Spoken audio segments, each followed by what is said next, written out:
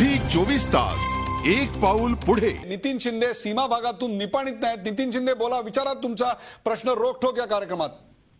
हाँ सर, मला सर प्रश्न विचारण्याची संधी दिल्याबद्दल मी आपला आभारी आहे सर। बोला सर। हां सर, ऍक्च्युली मी म्हणजे गेले जवळपास 6 ते 7 वर्ष मी मुंबईमध्ये होतो।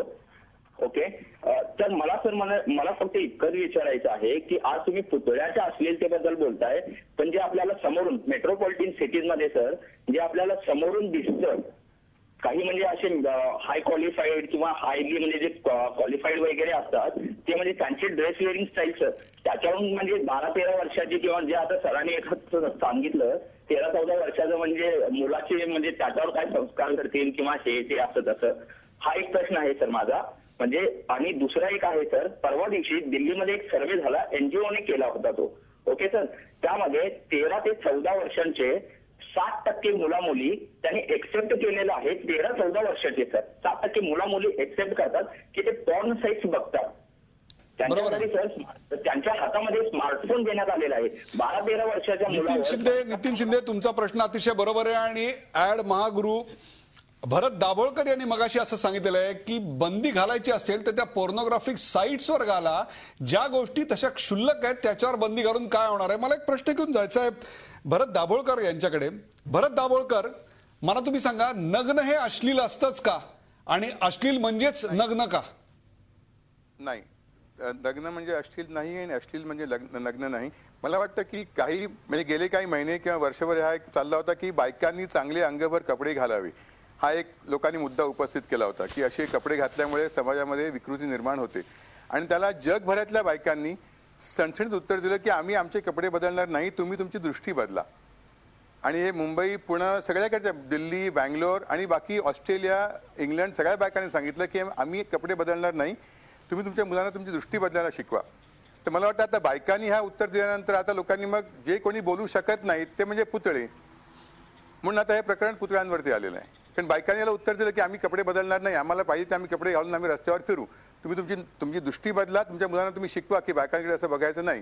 तर आता हे पुतळ्यांकडे जे काही बोलू शकत नाही, निर्जीव आहेत ते, तर त्यांना तुम्ही पुतळे निर्जीव आहेत आणि पुतळे बोलू शकत नाहीत, पुतळे बोलू शकत नाहीत, त्यामुळे त्यांच्यावर बायका बोलू शकत होत्या म्हणून त्या बोलल्या की आम्ही कपडे बदलणार नाही, आम्ही कमी कपडे घालायचे असेल तर आम्ही कपडे कमी घालू, आम्ही कपडे, तुम्ही तुमची दृष्टी बदला असे बायका म्हणाल्या होत्या। तेव्हा हा मुद्दा तेव्हा शांत झाला होता। बरोबर आहे, प्रॉब्लेम दृष्टीत असू शकतो, पुतळ्यामध्ये नाही, अशा प्रकारचं मत आता भरत दाभोळकरांनी व्यक्त केलं। आपल्यासमोर मंगल खिवनसारा आहेत। मंगल खिवनसारा, विचारा रोखठोक या कार्यक्रमात आपलं स्वागत, विचारा आपला प्रश्न। एक तर काय आहे की कपडे पुतळे ह्याच्यापेक्षा सुद्धा आपली मानसिकता जी आहे, पुरुषप्रधान मानसिकता, आणि त्या मानसिकतेतनं ह्या सगळ्या गोष्टी घडतायत असं माझं स्वतःचं मत आहे। आपली मानसिकता आपण बदलणार आहोत की नाही कधीही? आपली मानसिकता बदलणार आहोत की नाही असा रोखठोक प्रश्न मंगल खिवनसारा यांनी विचारलाय। अभय वर्तक, तुम्ही आता दोन्ही स्त्रिया स्मिता तांबे काय किंवा मंगल खिवनसारा काय यांची मतं ऐकलीत, सांगा तुम्ही बघणाऱ्याच्या नजरेतला दोष आहे की नाही हा? या दोन महिलांची मतं म्हणजे सर्व महिलांची मतं मला असं अजिबात वाटत नाही, कारण मी प्रत्येक गावागावामध्ये रोज जाऊन कार्य करणारा कार्यकर्ता आहे। त्यामुळे माझं म्हणणं एवढंच आहे की प्रत्येक गोष्ट चुकीची एखादी गोष्ट घडते किंवा समाजामधली तर त्याच्या मुळाशी गेलं पाहिजे, या दृष्टिकोनातून आम्ही विचार करतो। पुतळे हटवणं ही एक खरोखर चांगली कृती झाली, परंतु ती प्राथमिक टप्प्याची झाली। याच्यासाठी मुद्दा म्हणून सांगतो की कुठलीही गोष्ट म्हटलं तर त्याची कृती, त्याच्या पाठीमागचा विचार महत्वाचा असतो आणि त्याच्यापेक्षा त्याची वृत्ती महत्वाची असते। उदाहरणार्थ एखादा मुलगा आहे, तो खोटं बोलतो, तर आपण म्हणतो खोटं बोलतो, पण त्याला जर बदलायचं असेल, तुम्ही एखादा फटका मारलात तर पटकन तो म्हणेल की हा मी आता बोलणार नाही, पण त्याच्या मनात विचार चालू असेल, त्याला उद्या तो बोलणार आहे। 5 मिनिटांनंतर तुम्ही त्याला समजावून सांगितलं खोटं बोलणं काय वाईट आहे, कदाचित तो 10 दिवस बोलणार नाही, पण त्याची जर वृत्ती असेल, माझा मुद्दा एवढाच आहे, त्याच वृत्तीबद्दल बोलूया।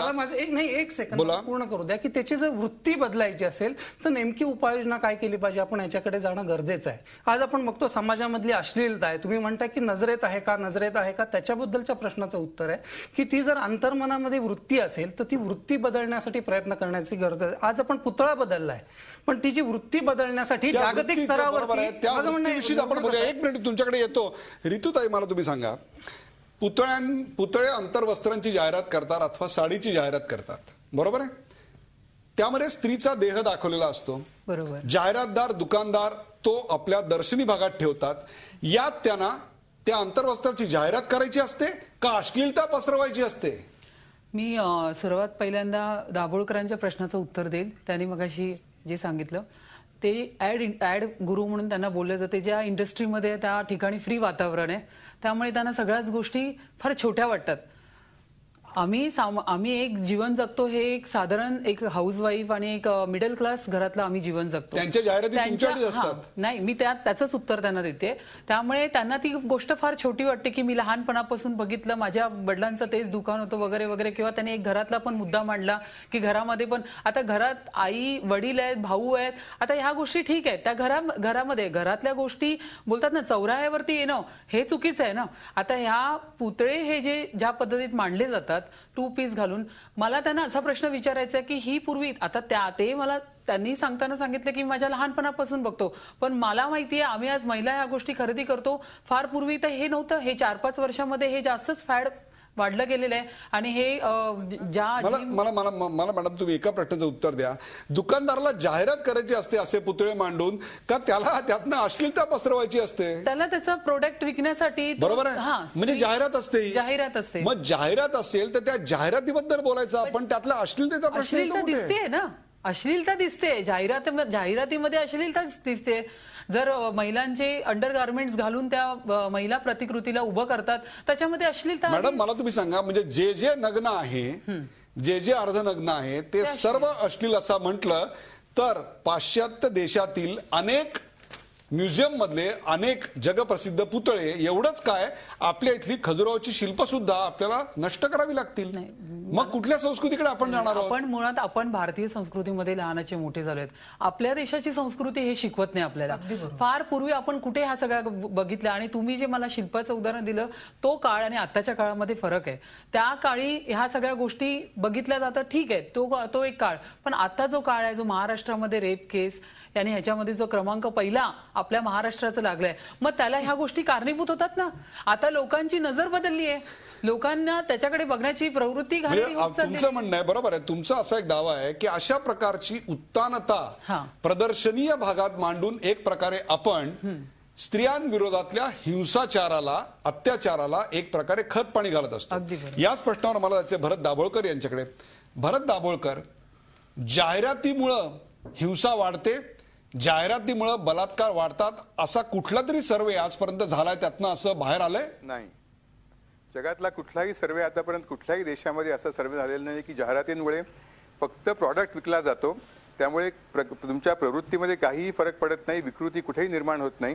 आणि मला आणखीन एक प्रश्न विचारायचा आहे की आपण समजा हे पुतळे काढले, आपण धरून चालू की हे पुतळे काढले आपण, आता पुतळे शॉर्ट स्कर्ट्स किंवा शॉर्ट्स घालाव्या किंवा टँक टॉप्स घालावे का? आणि जेव्हा असाच प्रश्न उभा झाला होता की त्यांनी असे कपडे घालून फिरता कामा नये, त्यांनी चांगले अंगभर कपडे, साडी घातली पाहिजे किंवा सलवार कमीज घातली पाहिजे, तेव्हा बायका ह्याच्या विरुद्ध उठल्या सगळ्या जगामधल्या की आम्ही काही वाटेल ते कपडे घालू, तुम्ही तुमची दृष्टी बदला आमच्याकडे बघायची. मग तुम्ही त्याला काय करणार आहात? तुम्ही पुतळे तुम्ही आतमध्ये ठेवाल, पुतळ्यावर तुम्ही बंदी आणाल, बायकांवर तुम्ही बंदी आणणार आहात का आता सगळ्या बायकांवरती की तुम्ही शॉर्ट्स घातला की तुम्ही बाहेर पडता कामा नये घरातनं, तर आमच्या मुलांच्या पणावर वाईट परिणाम. अगदी बरोबर आहे, अगदी बरोबर आहे तुमचा मुद्दा. संदीप वरखड आहेत अमरावतीहून. संदीप वरखड अमरावतीहून आहेत. संदीप वरखड, आपलं स्वागत विचारा रोकठोक या कार्यक्रमात. विचारा आपला प्रश्न. हॅलो सर, नमस्कार सर. बोला. नमस्कार सर, मी संदीप वरखड बोलत आहे, अमरावती डिस्ट्रिक्ट, राहणार दर्यापूरवरून. बोला. सर, माझा हा प्रश्न आहे की स्त्रीला जाहिरातीचं साधन का बनवलं जाते? बरोबर आहे, अगदी बरोबर. आणि सर, आणि जे समाजात जे विकृतीचे परिणाम आहे, हे माणसाची जे विकृती त्या परिणामाला स्त्रीला जाहिराती करता का बनवलं जातंय याचं साधं उत्तर असं असू शकतं. अर्थातच मी या तिघा मान्यवरांना ते विचारणार आहे, कारण अंतर्वस्त्र स्त्रियांची असतात म्हणून स्त्रियांचा त्या ठिकाणी पुतळे मांडले जातात. असं एक साधं सोपं उत्तर, पण आपण इतकं सुलभीकरण करूया नको. मला याचे अभय वर्तक यांच्याकडे. मला माहिती आहे तुम्हाला अनेक प्रश्नांवर नक्कीच बोलायचं आहे, परंतु जेव्हा असे पुतळे नव्हते तेव्हा सुद्धा अत्याचार होतच होते, तेव्हाही महिलांवरचे बलात्कार होतच होते. त्यामुळे या पुतळ्यांमुळे त्यात प्रचंड मोठ्या प्रमाणावर वाढ झालेली आहे असं आपण म्हणणार आहात का? हो, तुम्ही जर म्हणत असाल तेव्हा असं नाही आहे. या गुन्ह्यांमध्ये प्रचंड मोठ्या प्रमाणात वाढ होते. याच्याबद्दलच्या लोकमतच्या संपादिका आहेत, तर त्यांचंच काही दिवसापूर्वी सविता हरकरे यांचं आलं होतं की ह्याच्यामध्ये आत्ता भारतामध्ये दर तासाला 2 बलात्कार होत आहेत. वर्षाला जवळजवळ 15,000 बलात्कार होत अभय आहेत वर्तक. आणि केवळ माझं म्हणणं ऐका जरा. अभय वर्तक याचा पुतळ्यांची काय नाही, संबंध आहे? सांगतो केवळ 20% म्हणजे केवळ 20% गुन्ह्यांची नोंद होते. हा केवळ पुतळा हा एक केवळ घटक झालाय. ह्याला खरी जबाबदार आहे मानसिकता या दाभोळकरांसारख्या व्यक्तींची मानसिकता या गोष्टीला जबाबदार आहे. त्यांचं म्हणणं आहे सर्व महिला रस्त्यावरती आल्या, सर्व महिला रस्त्यावरती आल्या नाहीत. केवळ काही एक 5 स्टार NGO होत्या, त्यांना प्रसिद्धी माध्यमांनी मोठ्या प्रमाणात प्रसिद्धी दिली आणि त्यांचं मत म्हणून दाभोळकर सांगतात आम्ही वाटेल तसे कपडे घालू. माझं म्हणणं नाही, माझं म्हणणं अतिशय माझं पूर्ण होऊ द्या. कारण माझं म्हणणं एक मिनिट तुमचं मत. सामान्य मुलगी सर्वसामान्य मुली वगैरे काही आल्या एक मिनिट दाभोळकरांना बोलू द्या. मध्यमवर्गीय मुलगी बाहेर आमचं आल्या मत पूर्ण होऊन द्या. मध्यमवर्गीय दाभोळकरांचं मत पूर्ण वेळ एक मिनिट त्यांना मांडून द्या ना. दाभोळकर बोला. मला असं म्हणायचं आहे की जगभर आणि प्रत्येक मध्यमवर्गीय मुलींनी पण हा आक्षेप घेतला की आम्ही कुठल्या लेंथचे स्कर्ट्स घालू किंवा शॉर्ट्स घालू किंवा ब्लाऊज घालू त्यावर तुम्ही आमच्यावर कोणीही बंदी आणू शकत नाही. ह्याच्याबद्दल मी तुम्हाला सांगतो की सर्वसामान्य महिला नाही, मला वाटतं ताई पण देतील. माझं म्हणणं आहे दाभोळकर आणि वर्तक यांच्यातली चर्चा ही एक प्रकारे एकाच पुतळ्याकडे 2 दृष्टिकोनातनं पाहणाऱ्या व्यक्ती आणि त्याहीपेक्षा समाजातल्या प्रवृत्तींची ही चर्चा चाललेली आहे. ती चर्चा फारच रंगात आणि फारच हॉट होत चाललेली. झी 24 तास एक पाऊल पुढे.